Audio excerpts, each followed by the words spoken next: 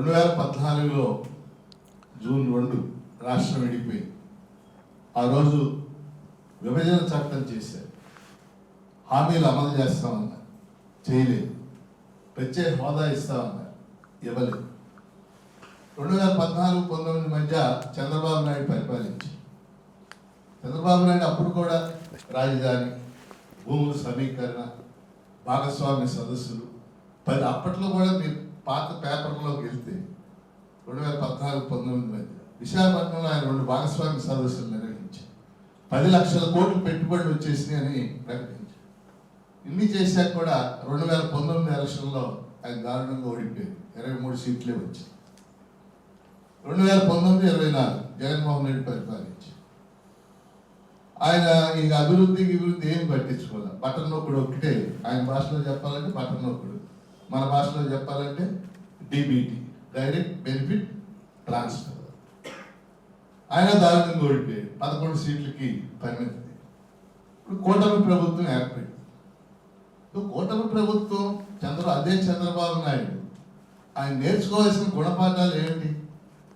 2014-19 మధ్య ఇవన్నీ చెప్పినా ఎందుకు ఓడిపోయాను, నేను ఏం చేయలేకపోయాను. ఎందుకంటే దాదాపు అయ్యే మాటలు ఇప్పుడు రిపీట్ అవుతుంది. మీరు కనుక గమనిస్తే మళ్ళీ భాగస్వామ్య సదస్సులు, డేటా సెంటర్లు. ఇంకా నేను చెప్పదలుచుకుంది ఏంటంటే ఆ ప్రభుత్వం ఈ ప్రభుత్వం కాదు, ఈ కూటమి ప్రభుత్వం నిజమైన ప్రజలు ఎవరో వాళ్ళ సమస్యలు పట్టించుకోవటం లేదు. నిజమైన ప్రజలు ఎవరు? దళితులు, గిరిజనులు, కౌలు రైతులు, చిన్న సన్నకారు రైతులు, అసంఘటిత రంగ కార్మికులు, వీళ్ళు కదా 70% ప్రజలు. వీళ్ళ కోసం నువ్వు ఏం చేస్తున్నావు?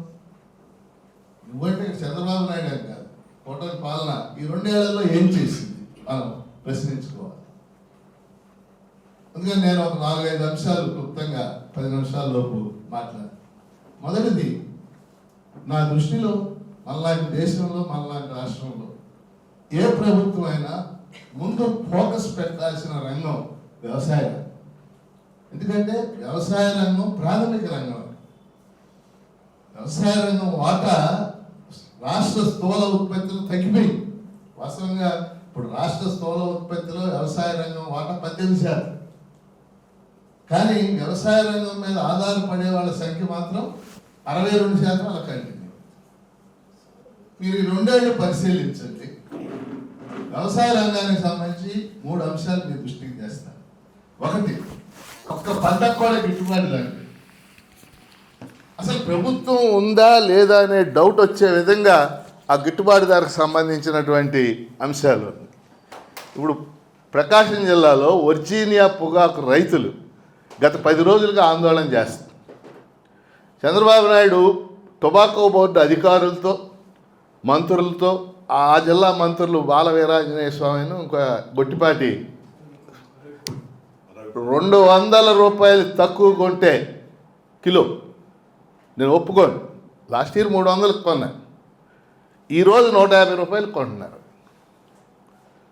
చిత్తూరులో తోతాపురి మామిడి అను మీరు 6 రూపాయలు తక్కువ కొంటే ఒప్పుకొని కిలో అన్నాడు, అది 3 రూపాయలు కొంటు. ఈరోజు మీరు చూస్తే, అంటే 2 ఉదాహరణలు చెప్తున్నాను. ఓ తోతాపురి కావచ్చు, ఒక పొగాకు కావచ్చు. ప్రకాశం జిల్లాలో ఈ మధ్యకాలంలో ఎక్కువ వేస్తున్న పంట శనగలు, దానికి గిట్టుబాటు ధర లేదు. మొక్కజొన్న గిట్టుబాటు ధర లేదు. పత్తికి గిట్టుబాటు ధర లేదు. ఇటీవల గోదావరి జిల్లాలో కోకో పంట అని వేస్తున్నారు. కోకో, దానికి గిట్టుబాటు ధర లేదు. మరి ప్రభుత్వం ఏం చేస్తున్నట్టు? రైతులు కదా కీలకమైన అంశం. ఆక్వా రైతులు కూడా ఇబ్బంది పడుతుంది. ఆక్వా మీ అందరికీ తెలుసు, ఎగుమతులు దెబ్బతినేసింది ఈ సంవత్సరం. అందుకే ఇవాళ బహుశా జగన్ అక్కడికి వెళ్ళినట్టున్నాడు, భీమవరం. కాబట్టి ఆక్వా కూడా పంటే, అది చేపల పంట, రొయ్యల పంట. ఒక్క పంటకు కూడా ధర లేదు. వ్యవసాయ రంగానికి సంబంధించిన 2వ విషయం మీ దృష్టికి తెస్తాను. ఇవాళ వ్యవసాయం చేస్తున్న వాళ్ళు 80% కౌలు రైతులే. ఇక్కడ ఉన్న వాళ్ళందరికీ తెలుసు. కౌలు రైతులు అన్యాయం అయిపోయారు. జగన్ కూడా అన్యాయం చేశాడు వాళ్ళకి. వాస్తవంగా కౌలు రైతుల రక్షణ చట్టం అని చేసి కార్డులు ఇచ్చారు. అప్పుడు కిరణ్ కుమార్ రెడ్డి చీఫ్ మినిస్టర్ ఏదో కార్డులు ఇచ్చేవాడు, బ్యాంక్ లోన్లు ఇచ్చేవాడు. జగన్ ఏం చేశాడంటే కౌలు రైతు కార్డు కొత్త చట్టం చేశాడు. కౌలు రైతు కార్డు ఇవ్వాలంటే దాని మీద భూ యజమాని సంతకం కావాలని ఒక నిబంధన పెట్టి, ఎవడన్నా భూ యజమాని సంతకం పెడతాడా? అంటే ఇది ఇప్పుడు ఎందుకు చెప్పాల్సి వస్తుందంటే, కూటమి ప్రభుత్వం ఏర్పడ్డాక అచ్చెన్నాయుడు వ్యవసాయ మంత్రి 3 ప్రాంతాల్లో 3 సదస్సులు పెట్టాడు. గుంటూరులో ఆ సదస్సుకు నేను కూడా హాజరయ్యాను, ఒక శాసనమండలి సభ్యుడిని. ఇక్కడ ఒకటి, విశాఖపట్నంలో ఒకటి, తిరుపతిలో ఒకటి 3 సదస్సులు పెట్టి ఆయన స్పష్టంగా ఇచ్చిన హామీ ఏంటంటే, కౌలు రైతులు పాత చట్టం రద్దు చేసి 6 నెలల్లోగా కొత్త చట్టం తీసుకొస్తాను అని చెప్పాడు. అంటే ఆ భూ యజమానులు సంతకం చేసేసి కొత్త చట్టం చేస్తారు. 6 నెలలు కాదు, 12 నెలలు కాదు, 18 నెలలు కాదు, ఇప్పుడు 24 నెలలు అయ్యి చట్టం లేదు. ఇప్పుడు ఎవరు అచ్చెన్నాయుడు అనేది ఆయన్ని కుదరదులే అంటున్నాడు. అంటే కౌలు రైతులు పూర్తిగా అన్యాయం చేసి, ఇది రెండో అంశం. వ్యవసాయానికి సంబంధించి మూడో అంశం, పంటల బీమా పథకాన్ని ప్రభుత్వం పూర్తిగా నీరు గార్చేసింది. ఇది మూడో అంశం. నాలుగో అంశం వ్యవసాయంతో ముడిపడింది, ముఖ్యమైనది, మన రాష్ట్రానికి సంబంధించి నా దృష్టిలో ఇదే ముఖ్యమైనది, నీటిపారుదల, ఇరిగేషన్. మీరు ఏదైనా చూడండి, చంద్రబాబు నాయుడు వచ్చినప్పుడల్లా నీటిపారుదలకు సంబంధించి అలవి కాని విషయాన్ని మాట్లాడుతాడు. ఇప్పుడు ఏది మాట్లాడినా ఆయన ఏం మాట్లాడుతున్నాడంటే గోదావరి పెన్నా అనుసంధానం, గోదావరి బనకచర్ల అనుసంధానం, which is not at all possible.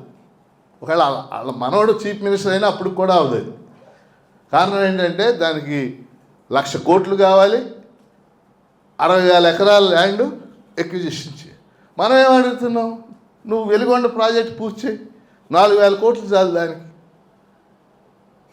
3,00,000 ఎకరాల నీళ్ళు వస్తాయి. పల్నాడులో వరికి పూడిశాల పూర్తి చేయి, 1,200 కోట్లు కావాలి దానికి, 1,00,000 ఎకరాలకు నీళ్ళు వస్తాయి. ఉత్తరాంధ్ర సుజల స్రవంతి పూర్తి చేయి.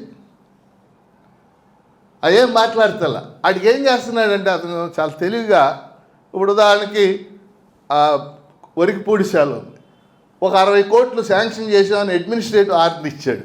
ఎందుకంటే ల్యాండ్ ఎక్విజిషన్, అది అసలు ముందుకు వెళ్ళదు, నాకు తెలుసు కాబట్టి చెప్తున్నాను. వీటన్నిటికంటే దారుణం మీరు లేటెస్ట్ ఏంటంటే పోలవరం ప్రాజెక్టు.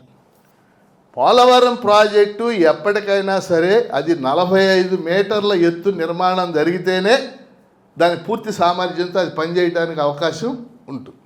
ఈ 41 మీటర్ల ఎత్తుతో కడితే దానివల్ల ఏం ఉపయోగం లేదు. ఇప్పుడు చంద్రబాబు నాయుడు ఏం చెప్తున్నాడు, నిన్న ఇవాళ పేపర్ హెడ్డింగ్లు అయ్యాయి, మీరు చూశారు లేదు, తొలి దశ పూర్తి చేస్తాం. తొలి దశ అంటే అర్థం ఏంటి, ఆ 41 మీటర్, ఏం ఉపయోగం లేదు. కారణం ఏంటంటే 45 మీటర్ల ఎత్తు కనుక కడితే ఆర్ఆర్ ప్యాకేజీ 35,000 కోట్లు కావాలి. యాక్చువల్గా పోలవరం ప్రాజెక్ట్ అంచనా వేసినప్పుడు మీకు గుర్తుందో లేదో, 55,000 కోట్లు అంచనా వేసినప్పుడు 55,000 కోట్లు, అందులో 33,000 కోట్లు పునర్నిర్మాణం, పునరావాసం. ఆ ప్రాజెక్టులో కీలకమైంది అదే. 105,000 కుటుంబాలు అవి నిరాశ్రలు అయిపోతారు, మునిగిపోతాయి ఆ ఊళ్ళు. ఏది మీరు ఎప్పుడన్నా అది పార్పకొండలు వెళ్ళారేమో, పేరంటాలమ్మ గుడి అవి ఉంటాయి, అవన్నీ మునిగిపోతాయి. సో పోలవరం ప్రాజెక్టు కూడా పూర్తి డ్రామానే, రేపో ఎల్లుండి పూర్తి అవుద్ది, నెక్స్ట్ మంత్ నీళ్ళు వస్తాయి, ఇవన్నీ కూడా. అంటే irrigation is not at all interested. మనకు తెలుసు కదా చంద్రబాబు నాయుడికి ఇరిగేషన్ ఇంట్రెస్ట్ లేదని. కాబట్టి వ్యవసాయ రంగానికి సంబంధించి ఈ కీలక అంశాలు పట్టించుకోకుండా ఈ రాష్ట్రం ముందుకు ఎలా వెళ్ళద్ది? ఇవి కదా వ్యవసాయానికి సంబంధించిన విషయాలు, నీటిపారుదలకు సంబంధించినటువంటి విషయాలు. మిగిలినవి కూడా ఎంతసేపు ఆయన భాగస్వామి సదస్సులు. లోకేష్ బాబు దక్షిణ కొరియా వెళ్ళి ఈ వారం అంతా ఆయన అక్కడే ఉంది. కనపడిన ప్రతి కంపెనీలల్లా రమ్మంటాడు. డేటా సెంటర్ అని, ఈ డేటా సెంటర్లు వీటి వల్ల ఉద్యోగాలు వచ్చే సంఖ్య తక్కువ, మనం ఖర్చు పెట్టాల్సింది ఎక్కువ అనేది మనకున్న ఇన్ఫర్మేషన్. దాని బదులు పరిశ్రమలు, ఇప్పుడు పల్నాడు ఉంది, పల్నాడులో వేల ఎకరాలు ఇబ్బంది లేకుండా ఒక ఫార్మాసిటీ నిర్మించాడు అనుకోండి. అంటే ఫార్మాస్యూటికల్ కంపెనీస్ అన్నీ అక్కడ మాచర్ల దగ్గర అక్కడ కొన్ని వేల ఎకరాలు, లేదా దొనకొండలో 30,000 ఎకరాలు గవర్నమెంట్ ల్యాండ్, ఆగిరిపల్లి దగ్గర అటవీ భూములు కానీ ఇవి 30,000 ఎకరాలు, ఇలా ఎకరాలు ఉన్నాయి. అలాంటి చోట కొన్ని రకాల కంపెనీలను ఇన్వైట్ చేసి జాబ్ ఓరియంటెడ్గా ఉండేటట్టు, లేబర్ ఓరియంటెడ్గా ఉండేటట్టు పరిశ్రమలు పెట్టాలి. కానీ ఆ డేటా సెంటర్ గురించి మీరు అందరూ చదివి ఉంటారు కదా, ఏ పెద్ద ఉద్యోగాల కల్పన చేసేది అదేమీ లేదు. కాబట్టి ఇలాంటి మూడోది ఏంటంటే, ఉద్యోగులు, ఉపాధ్యాయులు, పెన్షనర్లు వీళ్ళు పెద్ద ప్రముఖ పాత్ర పోషించారు జగన్ గవర్నమెంట్ పడిపోవడానికి అధికారంలో ఉండటానికి ఎంత తేడా? 7-8% మన అందరికీ. 19లో చంద్రబాబు నాయుడు ఓడిపోయాడు. ఓడిపోయినా 40% ఓట్లు వచ్చినాయి. 11 సీట్లు 23 రావచ్చు. ఆ సంగతి అధికార పక్షంలో ఉండేవాడు గుర్తుండాలి. నేను శాసనమండలిలో మాట్లాడేటప్పుడు చాలాసార్లు ఈ మాట చెప్పా, మీరు ఎర్రవేగొద్దు దయచేసి. అక్కడ 40% ఓట్లు వచ్చిన వాళ్ళకి ఇది అంబటి రాంబాబు వెళ్తూనే నేను ఒకసారి ఈ వరికిపూడి శాల మీద ప్రశ్న ఎత్తే ఆయన ఇష్టం వచ్చినట్టు మాట్లాడుతున్నాడు అంబటి రాంబాబు. అప్పుడు చెప్పా, మీకు వాళ్ళకి తేడా 7-8% ఓట్లే. 7-8% ఓట్లు అటు ఇటు మారితే కష్టమైపోయి. జగన్మోహన్ రెడ్డి ఏం చేశాడు? ఉద్యోగులు, ఉపాధ్యాయులు, పెన్షనర్లని పూర్తి నెగ్లెక్ట్ చేసి, ఎందుకంటే నేను ప్రత్యక్ష సాక్షి అన్నిటికి కూడా, అది చర్చలకు కూడా పిలిచేవాడుగా. 2022 ఫిబ్రవరి 3 బీఆర్టీఎస్ రోడ్లో 70,000 మంది ఉద్యోగులు, ఉపాధ్యాయులు, పెన్షనర్లు వచ్చారు. 70,000 నేను కూడా ఉన్నా అందులో. అది జగన్మోహన్ రెడ్డి ప్రభుత్వ పతనానికి అక్కడ రాయబడి. కానీ ఇప్పుడు కూటమి ప్రభుత్వం కూడా, కాకపోతే ఇది ఏంటంటే చర్చలకు పిలుస్తున్నాడు, ఏమి చేయలే ఇంతవరకు. ఫస్ట్ రెండే, దానికి దీనికి తేడా ఏంటంటే రెండే. ఒకటి ఏంటంటే చర్చలకు పిలుస్తున్నాడు, 2 ఫస్ట్ తారీఖున జీతం ఇస్తున్నాడు. ఉద్యోగులు చాలా సంతోషపడిపోతున్నారు, ఫోన్లో 1 తారీఖున జీతం అన్నా ఇస్తున్నాడు, ఆడికంటే నయం లేచి. ఆయన 10వ తారీఖునో 7వ తారీఖునో ఇచ్చేవాడు. అదర్వైజ్ సేమ్ టు సేమ్, మిగిలినంత పెద్ద తేడా ఏం లేదు. అట్లాగే ఇందాక లక్ష్మణరెడ్డి చెప్పినట్టు మన రాష్ట్రంలో ఒక దురదృష్టకరమైనటువంటి వాతావరణం. ప్రజాస్వామ్యంలో 2 పార్టీలు ఉన్నాయి. ఓ పార్టీ అధికార పక్షం, ఓ పార్టీ ప్రతిపక్షం. అవి అగర్భ శత్రువులు కాదు కదా, ఇక శత్రువుల పోరాటం ఇది. వాళ్ళు అధికార పక్షం కూడా నువ్వు ప్రతిపక్షం పాత్ర పోషించాలి. వాస్తవంగా నా దృష్టిలో 2 పార్టీలు కూడా 2 పాత్రలు పోషించడంలో ఫెయిల్ అయ్యి. జగన్మోహన్ రెడ్డి ఉన్నప్పుడు చంద్రబాబు నాయుడు అసెంబ్లీకి వెళ్ళాలి, ఏవో కారణాలు అప్పుడు. ఇప్పుడు చంద్రబాబు నాయుడు ఉన్నప్పుడు జగన్మోహన్ రెడ్డి అసెంబ్లీకి వెళ్ళి 11 సీట్లు ఇచ్చారు. గౌరవించు, వెళ్ళి మాట్లాడు. ఆయన వెళ్ళకపోవడం సరైనది కాదనేది నాకున్న అభిప్రాయం. అగౌరవం ఏముంటుంది అంటే, ఇప్పుడు ఎలా ఉంటుందంటే, ఆయన ప్రతిపక్ష నాయకుడిగా గుర్తించలేదు. ఊరికే మీకు అర్థం కావడానికి చెప్తున్నాను, నేను గుర్తించలేదు. ప్రతిపక్ష నాయకుడిని గుర్తించారనుకోండి, ఆ కారు సరాసరి ఆ మంత్రులు దిగే దగ్గరికి వెళ్ళదు. ప్రతిపక్ష నాయకుడిని గుర్తించలేదనుకోండి, ఆ గేటు బయట దిగి వెళ్ళాలి. అండ్ నాలాగే జగన్మోహన్ రెడ్డి కూడా వెళ్ళాలి. తప్పే ఉంది. We have to take it. నా దృష్టిలో ఉన్న అంశం చెప్తున్నాను. ఎందుకని ప్రభుత్వాన్ని నిలదీసే అవకాశాన్ని కోల్పోతున్నారు. ఆయన చట్టసభల్లో నిలదీయటం వేరు కదా, అది ఆ విధంగా అయితే దురదృష్టం ఏంటంటే, ఇందుకే నేను చెప్పదలుచుకుంది, 2 ఒక శత్రుపక్షాల్లాగా మిగిలిన వాళ్ళని కూడా ఇబ్బంది పెట్టేలాగా సోషల్ మీడియాలో నువ్వు అవి పెట్టావు, ఈ పెట్టావు అని చెప్పేసి చేసేటటువంటి పరిస్థితి. ఇప్పుడు ఆ రావణ్ కావచ్చు, ఇంకోటి ఉపా చట్టం కింద అరెస్ట్ చేయటం దాని అర్థం ఉంది అసలు? ఉపా చట్టం అంటే ఏంటి? మామూలు చట్టం అది. ఉమర్ ఖలీద్ అని జవహర్లాల్ నెహ్రూ యూనివర్సిటీ స్టూడెంట్ లేడు. ఇప్పుడు 6 ఏళ్ల నుంచి జైల్లో ఉన్నాడే ఢిల్లీలో. 6 ఏళ్ళు 2020లో అరెస్ట్ చేశారు. దేని కింద? ఉపా చట్టం. బెయిలు లేదు, విచారణ లేదు, ఛార్జ్ షీట్ లేదు, విచారణ లేదు, బెయిలు లేదు. అలాంటి చట్టం దీని మీద పెట్టేది. అంటే సోషల్ మీడియాలో అంత దుర్మార్గంగా ఉన్నాయా? కాబట్టి విమర్శని సహించలేనటువంటి ఒక పరిస్థితిని మన రాష్ట్రంలో మనం చూస్తూ ఉన్నాం. ఇది సరైనది కాదు. ఏ ప్రభుత్వం ఉన్నా సరే, ఇట్ పార్ట్ ఆఫ్ డెమోక్రసీ. అంటే డెమోక్రసీ అంటే మనుషులను బూతులు తిట్టమని కాదు, అంతే కదా. భావప్రకటన స్వేచ్ఛకి కూడా రాజ్యాంగం కొన్ని పరిమితులు పెట్టింది. భావప్రకటన స్వేచ్ఛ ఉంటుంది, కానీ అవతల వ్యక్తి యొక్క డిగ్నిటీకి భంగం చేయొద్దని చెప్పింది. కానీ ఉపా చట్టం పెట్టమని ఎక్కడా చెప్పలే. ఉపా చట్టం అంటే మామూలు చట్టం, అది టాడా పోటా లాంటి చట్టం అది. కాబట్టి ఆ చట్టం కింద అలాంటి అరెస్టులు చేయడం, రేపు ఆయన కావచ్చు, రేపు మనం కావచ్చు. అందుకే లక్ష్మణరెడ్డిని కూడా అరెస్ట్ చేయొచ్చాము, నిన్ను నన్ను మనం జాగ్రత్తగా ఉండాలి.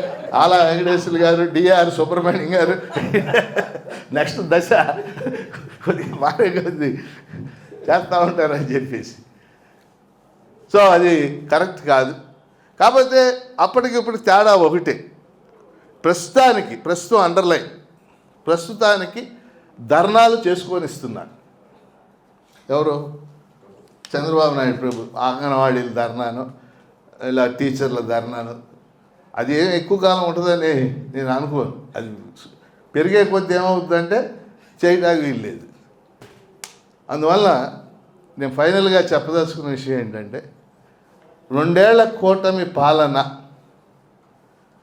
దానికి ఎన్ని మార్కులు వేయవచ్చు అంటే, రాజధానికి సంబంధించి ఒక విషయం చెప్పి ముగించేస్తాను. ఎన్ని మార్కులు వేసి తర్వాత చెప్తాను నేను. రాజధాని కూడా, రాజధాని ఇక్కడే ఉండాలనే చట్టం చేయటం, పరిపాలనకు సంబంధించిన బిల్డింగులు కట్టడాన్ని నేను సమర్థిస్తున్నాను. రాజధాని ఇక్కడే ఉండాలి, పాలనా రాజధాని అనేది నా ఉద్దేశం కూడా. ఆ చట్టం చేయడాన్ని కూడా నేను సమర్థిస్తున్నాను. కానీ అదే సమయంలో రాజధానికి సంబంధించి 3 అంశాలు ఉన్నాయి. అది ప్రజా రాజధానిగా ఉండాలి, కానీ కార్పొరేట్ రాజధానిగా ఉండకూడదు. వాళ్ళు కేటాయిస్తున్న భూములు చూస్తే మీరు, ఉదాహరణకి విద్యా సంస్థలకి 840 ఎకరాలు కేటాయించారు. 800 ఇప్పుడు లేటెస్ట్ కేటాయింపు 840 ఎకరాలు 22 సంస్థలకు కేటాయించారు. 22లో 18 ప్రైవేటు విద్యా సంస్థలు. 18. ఇంతవరకు అక్కడ ఆ ఏరియాలో గవర్నమెంట్ డిగ్రీ కాలేజీ కూడా లేదు. ఒక గవర్నమెంట్ ఐఐటి పెట్టండి, ఇండియన్ ఇన్స్టిట్యూట్ ఆఫ్ టెక్నాలజీ, లేదా ఇన్ఫర్మేషన్ టెక్నాలజీ యూనివర్సిటీ పెట్టండి గవర్నమెంట్లో. మొత్తం ప్రైవేటీ. అంటే ఒక కార్పొరేట్ సంస్థలు దానికి తీసుకెళ్ళిపోయారు. రెండవది, ఇంతకుముందు భూములు 33,000 ఎకరాల భూములు 29 గ్రామాల్లో 33,000 ఎకరాలు ఇచ్చిన భూములు ఇచ్చిన రైతులకే ఇంతవరకు న్యాయం జరగలేదు. వాళ్ళలో చాలామందికి ఆ కమర్షియల్ ప్లాటు, రెండోది రెసిడెన్షియల్ ప్లాట్ ఇవ్వాలి. ఊరికి కాగితాల మీద చూపించారు, ఇప్పటికే సగం మందికి ఇవ్వలేదు. మూడోది, మళ్ళీ ఇప్పుడు భూ సేకరణ, భూ సమీకరణ 2 మాటలు ఈ మధ్య ఉండి ఉంటారు. మళ్ళీ భూ సమీకరణ చేయాలి కొన్ని గ్రామాల్లో. భూ సేకరణ ఎందుకంటే ఈ మధ్యలో కొన్ని బిట్లు మిగిలిపోయినాయి, వాళ్ళు ఇవ్వటానికి ఒప్పుకోవట్లేదు. ఈ ఉండవల్లి ఈ ప్రాంతాలన్నింటిలో భూ సమీకరణలో ఇవ్వడానికి ఒప్పుకోవట్లేదు. అందుకని ఇప్పుడు ఏం చేశారు, భూ సేకరణ చట్టం అని చెప్పేసి ఉంది. అది ఇప్పుడు ఉపయోగిస్తుంది. నిన్న మొన్న జరిగిన దాడులన్నీ కూడా అవి. సో ఏదైనా సరే రైతులకు న్యాయం చేయాలి. రైతులకు న్యాయం చేయకుండా ఇవన్నీ చేస్తే ఉపయోగం లేదు. అందుకని రాజధానికి సంబంధించి కూడా ప్రజలకు వాస్తవాలు చెప్తే ప్రజలు స్వీకరిస్తారు. ఇగో ఇది చేయగలను, ఇది చేయలేను, ఏ పాలకుడైనా సరే. అందుకని అలా చూసినప్పుడు కూటమి ప్రభుత్వం చివరి అంశం నేను చెప్పదలుచుకుంది, సంతృప్తికరంగా లేదు, పరిపాలన సంతృప్తికరంగా లేదు. నేనైతే 35 మార్కులు వేస్తాను ఇప్పటికి. ఆశేసాను అంటే ఇమీడియట్ కారణం ఏంటంటే, లక్ష్మణరెడ్డి ఇమీడియట్గా గత ప్రభుత్వంతో పోలిక వస్తుంది. అక్కడ 35 మార్కులు వేస్తాను. అయితే ప్రమాదం ఏంటంటే, చంద్రబాబు నాయుడు లాంటి సీనియర్ పొలిటీషియన్, 40 ఏళ్ళ ఇండస్ట్రీ, ఆయన గుర్తుపెట్టుకోవాల్సింది, కూటమి అంటే అందులో బీజేపీ అనే బూచి ఉంది. బూచి కాదు, బీజేపీ అనే భూతం ఉంది. ఆ భూతం మిగిలిన రాష్ట్రాల్లో ఏం చేసింది, మహారాష్ట్రలో ఏం చేసింది, బీహార్లో ఏం చేసింది. మహారాష్ట్రలో ఏం చేసింది, ఏకనాథ్ షిండేని చీల్చింది, మళ్ళీ బీజేపీ వాడు ముఖ్యమంత్రి. బీహార్లో ఏం చేసిందో మన అందరికీ తెలుసు. ఆ రాష్ట్రాల అనుభవాలు మనసులో పెట్టుకుని బీజేపీతో ఎలా ఉండాలి. ఎందుకంటే మన రాష్ట్రంలో ఈ 2 ఏళ్లలో అత్యంత ప్రమాదమైన విషయం ఏంటంటే, మతం వేరు. We are not against religion.